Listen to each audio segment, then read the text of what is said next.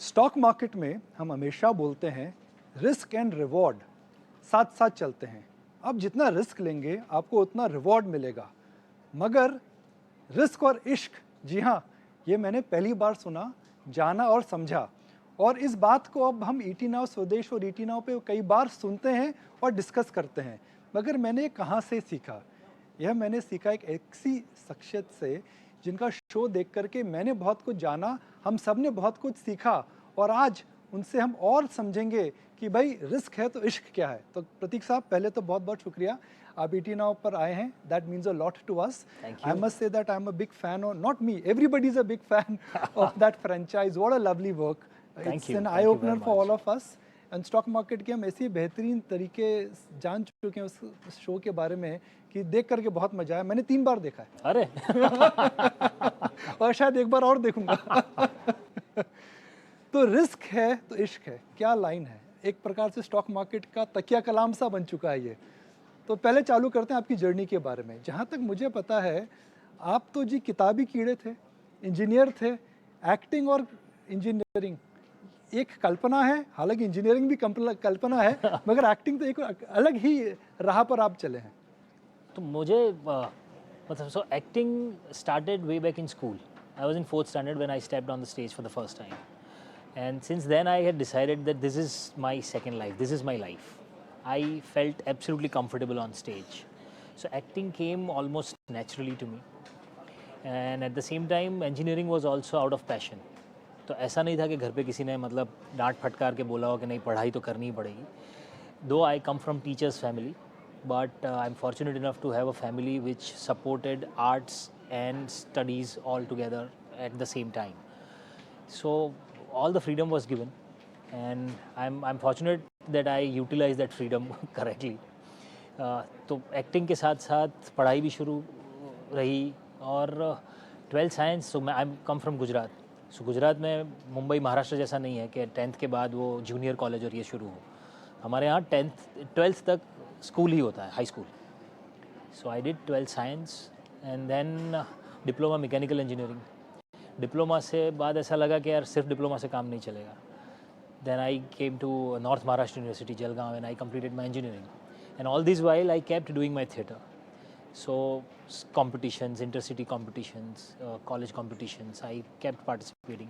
And 2004 I decided to come to Bombay, thinking कि engineering और acting ये दोनों करियर एक साथ अगर काम करना है दोनों में, तो मुंबई एक ही जगह है. And that brought me here in Bombay. एक एक्टर जब चालू होता है तो अक्सर जो फर्स्ट 5-7 ईयर्स होते हैं वो स्ट्रगल के पीरियड होते हैं। एक इंजीनियर जब अपना करियर चालू करता है, जो फर्स्ट 5-7 ईयर्स होते हैं स्टेबल इनकम के होते हैं। तो एक डिफ़िकल्ट चॉइस है, एक ऑब्वियसली चॉइस है कि इंसान कंफर्ट, इनकम और ग्रोथ की तरफ जाए। मगर आपने दोनों चीज़ों को साथ में संभाला।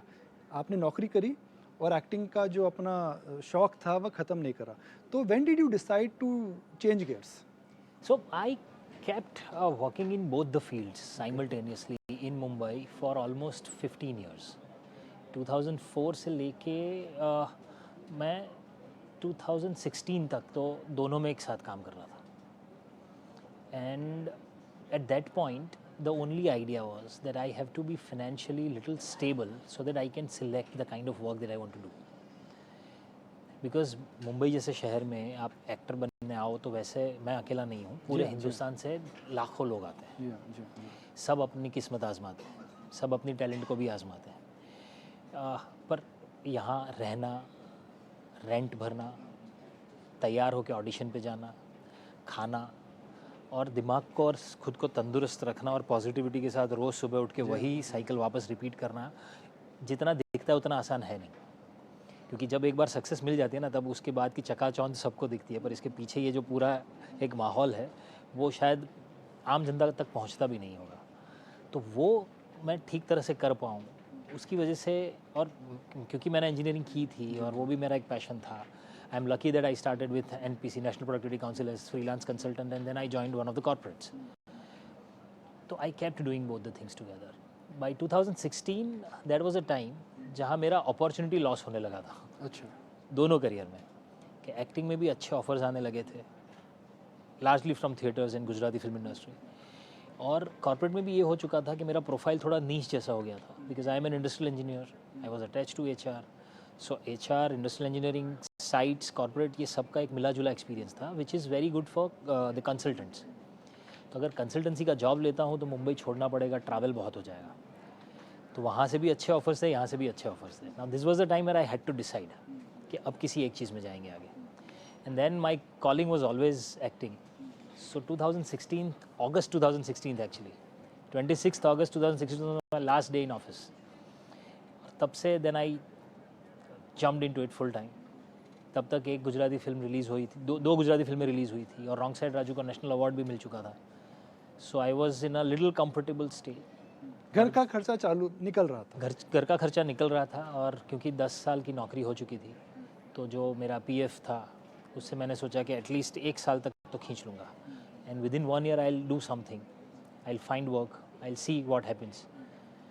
And by God's grace things started falling in place. I started shooting one after the other film projects. तो स्कैम मिला उससे पहले मैं लगभग 10 गुजराती फिल्में कर चुका था, काफ़ी सारे शोज़ कर चुका था थिएटर के. एंड देन थिंग्स चेंज्ड तो how has life changed for you after scam 92? A lot यार. आई वुड से 360 डिग्री, अच्छा, बिकॉज पूरी घूम गई है. पूरी घूम गई है लाइफ. और उसके पहले, स्कैम के पहले ऐसा था that I was always a regional actor, Gujarati actor, Gujarati films, Gujarati theatre predominantly. So national audience तक पहुंचने का मौका मिला नहीं था उतना. Scam put me on national international platform. कि 9 अक्टूबर 2020 को स्कैम रिलीज़ हुई, और 10 अक्टूबर तक लगभग पूरा देश जानने लगा था कि ऐसा कुछ हुआ है. कौन है ये एक्टर? लोगों ने वो इंटरनेट पे सर्च करना शुरू कर दिया कि कौन है ये प्रतीक गांधी, ये एक्टर है कौन, कहाँ से आया है, क्या कर रहा था. उसके चलते उन्होंने मेरी पिछली रिलीज़ हुई गुजराती फिल्में भी बार बार देख ली. तो so that's how things changed. लोगों को, खास करके मेकर्स का भी भरोसा बढ़ा कि ऐसे किसी एक्टर के साथ भी काम कर सकते हैं. तो I started getting offers from main stream, फिर चाहे वो सीरीज़ हो, हिंदी फिल्में हों. तो एक मतलब लोग सीरियसली लेने लगे. आपने जब ये रोल के लिए हाँ बोली थी, तो आपको लग रहा था कि इस प्रकार की वाहवाही मिलेगी, इस प्रकार का रिकग्निशन मिलेगा? लाइक मैं कह रहा था, रिस्क है तो इश्क है, अब एक तकिया कलाम हो चुका है. आपने सोचा था इतना क्लेम, इतना फेम मिलेगा? ये पता नहीं था कि ऐसा कुछ होगा. सिर्फ एक चीज़ पता ये चल रही थी कि this is my first ever big break in mainstream. And I was getting to work with Hansal Mehta. He is a legend also. He is a legend. उनकी जितनी भी फिल्में मैंने देखी थी, शाहिद, अलीगढ़, मैं आई वॉज अ फ़ैन. तो एज एन एक्टर हमेशा ये सोचता था कि ऐसे किसी डायरेक्टर के साथ काम करने मिलेगा तो मज़ा आएगा. And I had no clue कि ये मौका ऐसे आएगा. तो जब अक्सर हम दूसरे एक्टर्स की बात करते हैं, वो कहते हैं हम कैरेक्टर में आना चाहते हैं, रोल के लिए प्रिपरेशन करते हैं. तो इस रोल के लिए क्या आपने स्टॉक मार्केट की किताबें पढ़ी, क्या आपने ट्रेडिंग चालू करी, क्या आपने डीमैट अकाउंट खोला, क्या तैयारी करी? तो इसके लिए मैंने डीमेट अकाउंट ज़रूर खोला. I started doing those share transactions to know कि ये पूरा होता कैसे है. क्योंकि मैं जैसे आपसे अभी भी बात कर रहा था कि एक तो टीचर के फैमिली से आता हूँ, दूसरा इंजीनियर हूँ, तो फाइनेंशियल वर्ल्ड से कोई लेना देना नहीं था. और क्या होता है कि जब तक आप कुछ करते नहीं हो, डर लगता है कि पता नहीं है, ये it's a black hole for me, कि कौन सा शेयर लेना, कब बेचना, कुछ आइडिया नहीं है. और वो जो ट्रेडिंग और वो चक्कर तो कभी समझ में नहीं आया. जी जी. तो वो एक ग्रे एरिया था मेरे लिए. What I knew is the story, that what happened in that 1992 and the Harshad Mehta story, the whole Did thing. you ever meet the family? No, I could never haven't meet met the the family. I could never meet the family. Okay. But the document जो था हमारा, पूरा जो script था, हाँ जी. that itself was a research document. Okay. 550 pages का script था. उसके पहले इतना कुछ रिसर्च कर चुके थे हमारे writers. So all the credit to writers कि वो जो जितने भी प्रोसीजर्स हैं, हाँ जी. क्योंकि स्कैम के देखने के बाद बहुत सारे मेरे जैसे लोग मुझे मिले जिनको इस वर्ल्ड से पता कोई लेना देना नहीं था. तो जब उन्होंने कहा कि यार इस तरह से इसमें पूरा बताया गया है कि हमें समझ में आया जी हाँ जी हाँ जी हाँ. That how it works. तो वैसा ही हुआ मेरे साथ भी कि मैंने जैसे पढ़ा. तो पिक्चर जाने से पहले कभी दलाल स्ट्रीट पर गए थे? Did you ever visit a stock market before you took up this movie? No, I visited stock market even BSc for the first time during the shoot, because वो पूरा जो रिंग का एक सीन है हमने BSc में shoot किया था. वो रिंग एक बड़ा फेमस सा रिंग है जहाँ पर अब तो ट्रेडिंग नहीं अब तो होती है. ट्रेडिंग नहीं होती है, पर हमने वहीं पर शूट किया था वो. So that was the first time I saw Dalal street, I saw BSc, I met lot of traders. तो अब जब लोग आपसे टिप मांगते हैं, तो आप क्या बोलते हैं उनको? टिप तो मांगते ही होंगे। टिप, हर दूसरा आदमी मिलके यही बोलता है कि कोई टिप दे दीजिए। तब क्या बोलते हैं? मैं सिर्फ ये बोलता हूँ कि यार टिप तो एक ही है कि इसमें आप प्रॉपर रिसर्च करो जी क्योंकि वो मैंने वही जाना अच्छा। पूरी सीरीज़ के दौरान, that you research, you follow the market and do what you understand the best, because random tips तो हर जगह से मिलती रहती है, बट दैट्स वेरी स्कैरी। तो how have you changed as an actor after scam 92 and have you become a better investor after that? एक actor एक इन्वेस्टर दोनों जर्नी अब आपकी चेंज हो चुकी थी। So I would say that the scam helped me becoming a better actor and better investor. Okay It helped me in both these ways because अब तक ऐसा था कि like I said that we are a family of FDs, the most safe thing, जी हाँ जी जिसमें आपको दिमाग नहीं लगाना, आप रख दीजिए और भूल जाइए। ज़्यादा से ज़्यादा मेरे डैड ने पोस्ट में कुछ बॉन्ड लेके रख दिए थे, तो उससे ज़्यादा उसके ऊपर हमने कुछ जाना नहीं, कभी कुछ सीखा नहीं।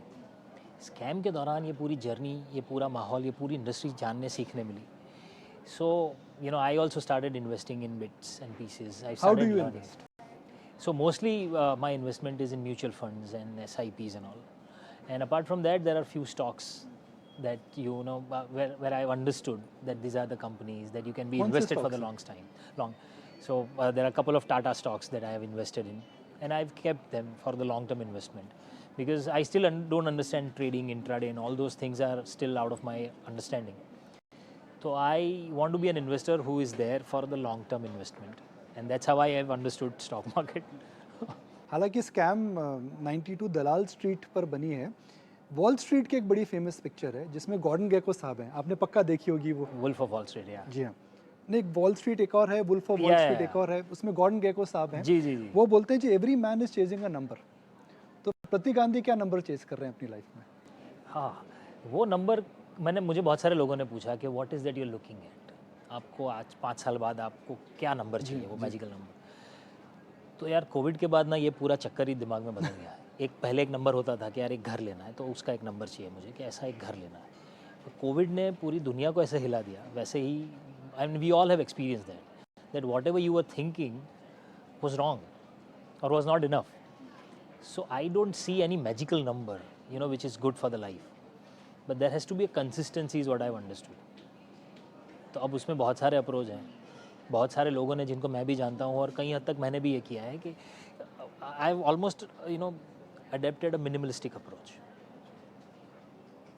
क्योंकि इतने सारे वेरिएबल्स हैं, जैसे हमारी इंडस्ट्री में है वैसे ही रियल लाइफ में भी इतने सारे वेरिएबल्स हैं कि सारे वेरिएबल्स का जवाब आप कभी नहीं देख पाओगे। जी हाँ जी जी जी।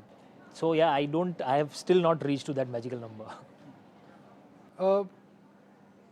हर्षद मेहता की जो लाइफ है उसमें अच्छे पार्ट भी हैं, बुरे पार्ट भी हैं।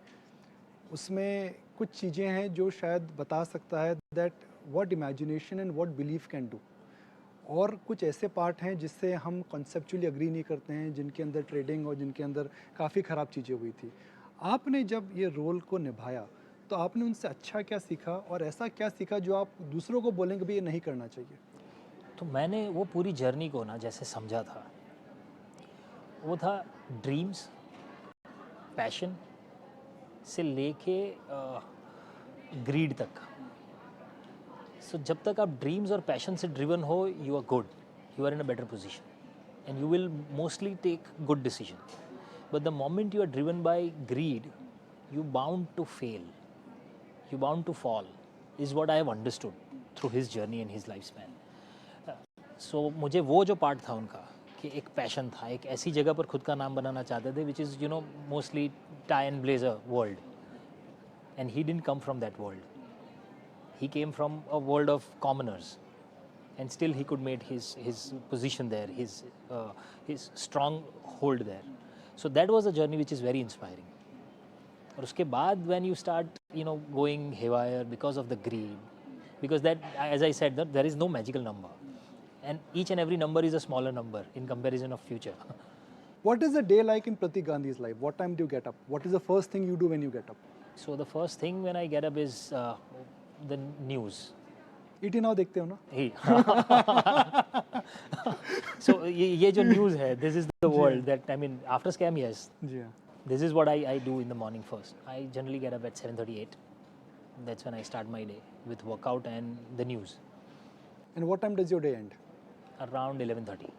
Which is one role, character role you is your dream role कि मुझे मौका मिलेगा तो भाई मैं पक्का प्ले करूँगा. So yeah, Gandhi is a character that I have always been fascinated with, and most fortunately, I'm almost getting that opportunity to perform Gandhi. जी हाँ, जी हाँ. I do that on stage, and now I'll be putting up a series on it.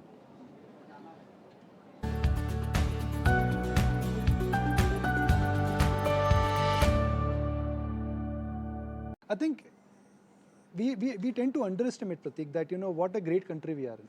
Yeah. आप जब scam 92 shoot कर रहे थे तो उस समझो सेंसेक्स का लेवल था 4 से 4,500 था और 4 से 4,500 एक प्रकार का बुल मार्केट यूफोरिक नंबर था. आज 60,000 के आसपास सेंसेक्स है.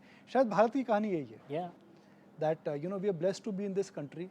It's a country which is full of opportunity. It's a country where the young age of India is 26 years. तो अगर मैं पीछे देखता तो जी हाँ 6,000 का 60,000 हो गया है, मगर 60,000 पे लोग हमें बोलते हैं रुकने वाले नहीं हैं. हाँ. So in general, when you started your career, there must be areas where आपको लगता था यार वापस सूरत चले जाए. मैं क्या कर रहा हूँ, क्यों कर रहा हूँ, क्या अपॉर्चुनिटी है, कंपटीशन बहुत है. How did you keep your self काम? So, see, one thing I learned little early, and I'm really blessed that I learned those things at a correct age. That each and every industry has its own different challenge, and in our industry, the challenge is that you have to be patient and calm throughout, and there is no scope for irritation. There is no scope for failure in your own mind. हमें रोज़ उसी जोश से उठना पड़ता है और ये हमारे पास इसके अलावा कोई ऑप्शन नहीं है. So, and that helped me, this mindset helped me. The other thing that I learned when I was coming from Surat to Mumbai, and when I decided that I'll be an actor here, a lot of my near ones, dear ones advised me that this is not easy. How many of actors that you know who've come from the smallest town and become the biggest stars? If you see the numbers, just do the simple number crunching, it is like 1 in million. बहुत लो probability event है. हाँ, there's a low probability event. And in that event, if you want to make your mark, you think where do you stand. So I have to be absolutely realistic about myself, absolutely critical and double critical about self. Because I have to constantly check what I do. Am I good enough? Do I deserve this? Am I good enough? तो इन सब के बाद अगर टिकना है तो पहले तो एक छोटी सी फाइनेंशियल फ्रीडम चाहिए थी. And that's where my engineering helped me.